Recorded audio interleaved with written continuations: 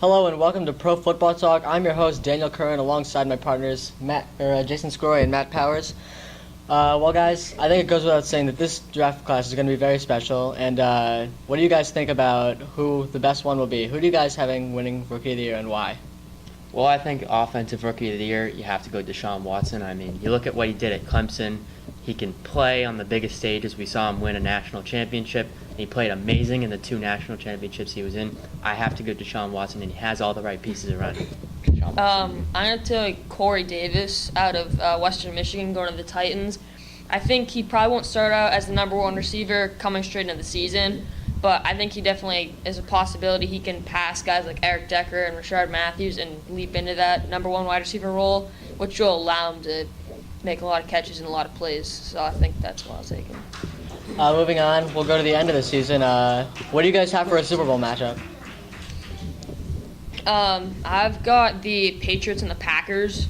I just think that the Patriots will come out of the NFC, and the Packers were in the NFC Championship last season but lost to the Falcons, and then in the draft made used a couple of their picks to take defensive players, cornerbacks and safeties, to try to strengthen up the defense, and so I think that might blend well with their already good offense.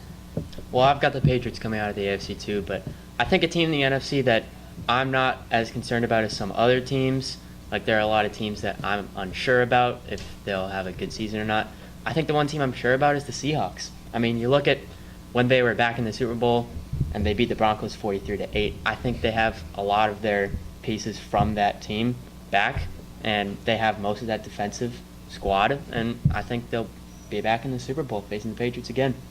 Very interesting. I think a lot of people are sleeping on the Giants. They've definitely made a lot of big offseason moves, along with the good season they had last year. That can lead to a lot more success this year. Certainly, they have the offense with Odell Beckham, and now they added Brandon Marshall. They've already had an elite defense. I think they could make some noise this year and maybe make another one. And maybe Giants-Patriots 3. Moving on, you guys play fantasy football, and you're playing again this year. Yep. So let's say you guys have the number 1 picks in your leagues. Who are you guys taking? As a person who had Le'Veon Bell last year on my team, he led me to a championship. I'd have to go with Le'Veon Bell. I mean, I know he's injury prone, but you look at the numbers he put up last year, they were ridiculous. I mean, he's just unbelievable when he's on the field. He's an unbelievable talent, and I think you have to go number 1, Le'Veon Bell. I would take David Johnson from the Arizona Cardinals. I think he's a really solid, consistent running back who can rush and he can catch the ball.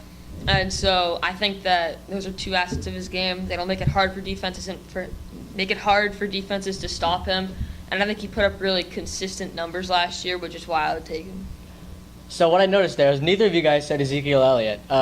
Do you think that if he wasn't potentially getting suspended for a couple games at the beginning of the season, do you think that factors into not taking him number 1? And do you think he would have if he was not doing that? I think I would still take David Johnson number 1 regardless.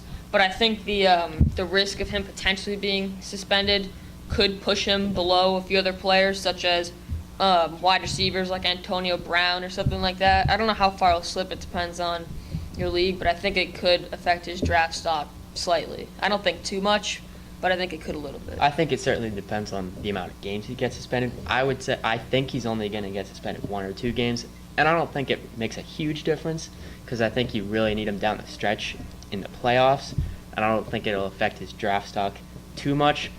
Regardless, I would still go Le'Veon Bell because I have that bias of him being on my team last year and his numbers, and he was just ridiculous.